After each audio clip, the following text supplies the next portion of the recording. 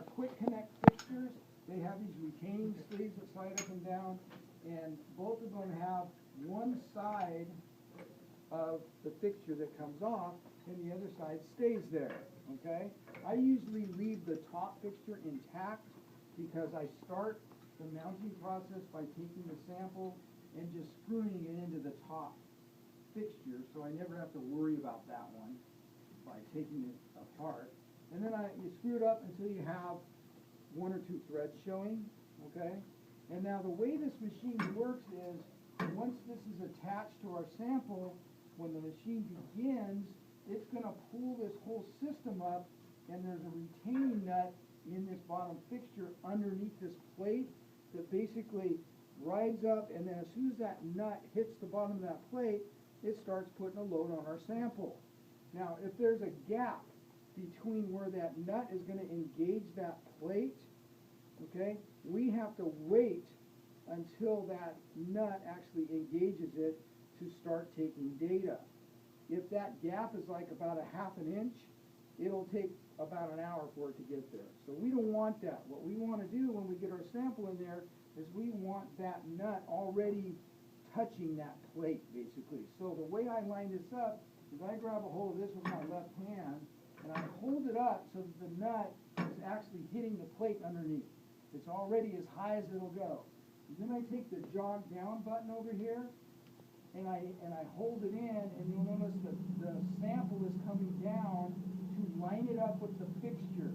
And I'm holding the fixture away so I don't slam it into it. And when it gets to the right height, I'm still holding this up. I just reach it over laterally and engage the threads. So it's as high as it can be almost. I'll show you how to take up the little bit of slack that's left. Once that engages the sample, take the other half, put it on the sample, and then take your retaining sleeve here, slide it up on it. What you'll notice is there's flat spots in the sleeve and on the collar here, or on the collar and on the shaft, that line up to be able to move that. If you get it up into place and you turn those 90 degrees so the flat spots don't line up, now it's in the locked position, okay? And it keeps that from moving up and down. It holds the fixture onto the sample, okay? Now that little bit of slack that's still left here when I was trying to line it up, I can just reach under at the bottom right now here, and I can hold the sample, and I can just screw this up onto the sample until that nut engages the plate, okay? As a matter of fact, we're reading live load right now. You can see it's reading low 60s, like 62 pounds.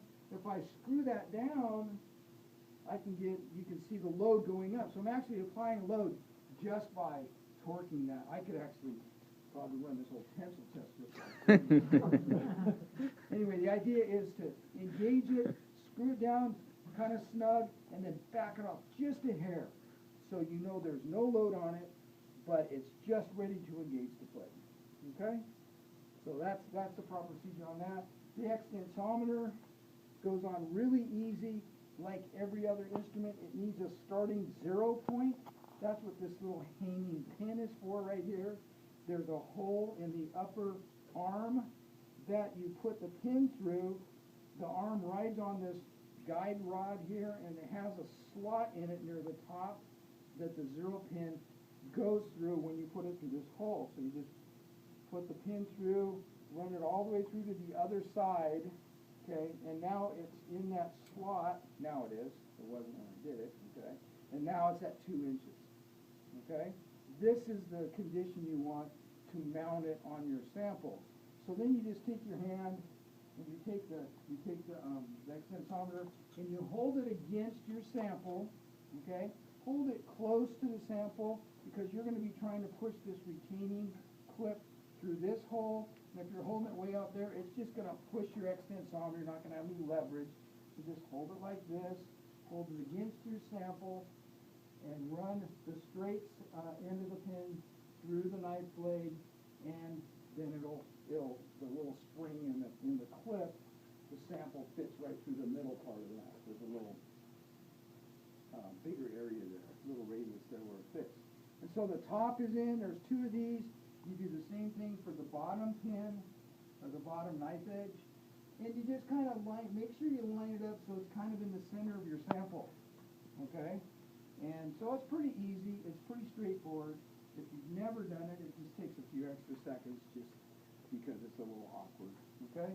And what I usually do is once I have that on there, I'll take those knife blades and I'll kind of rub them back and forth to kind of cut a slot barely into my sample, because harder samples tend to, the knife blades might slip on there a little bit. So if you just barely, that quenchant or that really hardened steel at the end of those will barely cut into your sample and it'll create a groove for it to write in. And then it's basically ready to go, except before you run the test, you always want to make sure you pull the 0 pin back out. Okay? Because if you leave it in and you run the test, you're not going to get any strain because the sample's going to start stretching, but those things aren't going to move and they're just going to slide on your sample.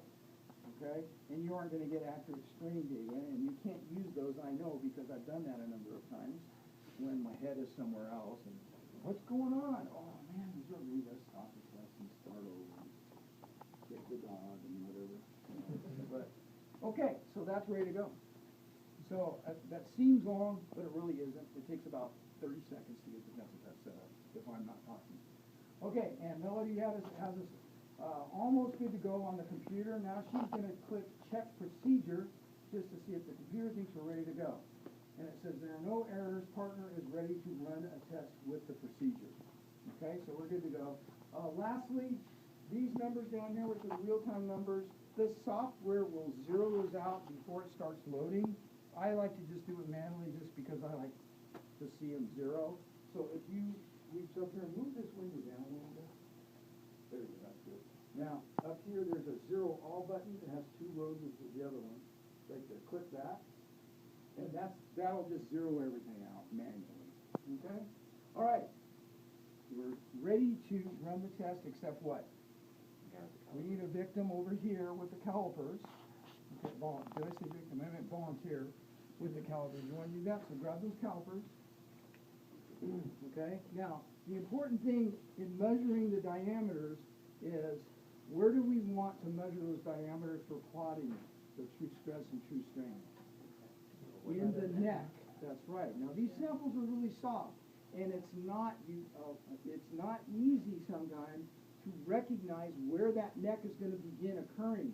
It doesn't always happen right in the middle of your sample. As a matter of fact, if you look at some of these samples, this one's pretty tall. Okay, it happened, if it was like this, closer to the bottom, it was like this, closer to the top.